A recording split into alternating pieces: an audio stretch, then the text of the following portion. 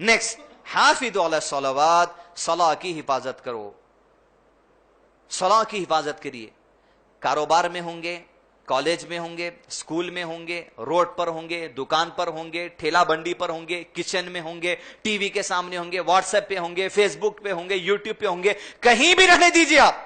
حافظوا علی الصلوات، اپنی صلاح کی حفاظت کرنے سے مراد ہے وقت پر صلاح کی ادائیگی کرنا، پورے خشوع کے ساتھ، اخلاص کے ساتھ، سنت کے مطابق، ارکان کے مطابق، واجبات کے مطابق، سنتوں کے مطابق صلاح کو ادا کرنا ہر مسلمان مرد اور عورت پر لازم ہے.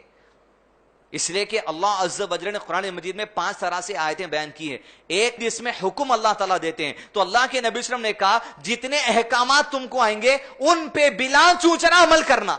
تو یہ جو آیت ہے احکام اللہ تعالیٰ دے رہے ہیں، اس میں حکم دے رہے ہیں حافظوا علی الصلوات، اپنی صلاح کی حفاظت کرو. مطلب یہ ہے کہ تمام تر کاموں کا اسکیڈیول اس طرح بنانا، نمازوں کے ٹائم ٹیبل کے مطابق اپنے تمام کاموں کا ٹائم ٹیبل بنانا. لیکن ہمارا مزاج کچھ اس طرح بنے ہوا ہے، تمام تر کاموں کے حساب سے نماز کا ٹائم ٹیبل سیٹ کیا جاتا ہے. بالخصوص والصلاۃ الوسطیٰ، درمیان والی جو عصر کی نماز ہے اس کا بھی لحاظ رکھنے کا حکم ہے. پوائنٹ نمبر 1، حافظوا علی الصلوات، پہلے صلاح کی حفاظت دیکھیں گے، پھر عصر کی صلاح کے 2 اہم مسئلے ہیں وہ دیکھیں گے.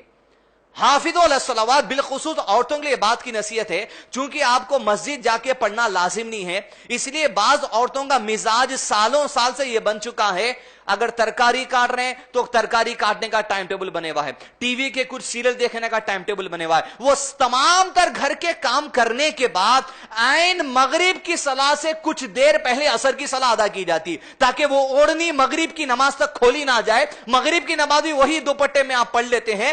اس طرح عصر اور مغرب کے درمیان کا جو وقت ہے وہ حافظوا علی الصلوات کے خلاف جا رہا. اللہ عز و جل کا اپنی صلاح کی حفاظت کرو، مطلب یہ وہ وقت پر ادا کرو. عورتوں کو بالخصوص چاہیے، چاہے آپ آفس کے اندر ہو یا گھر کے اندر ہو، آپ کے پاس لیجر ٹائم زیادہ ہے بنسبت اس کے جو مرد اگر باہر ہیں، آپ کو چاہیے کہ آپ کے گھر کے اندر صلاح پڑھنے کا بھی ایک ٹائم ٹیبل بنا لیں.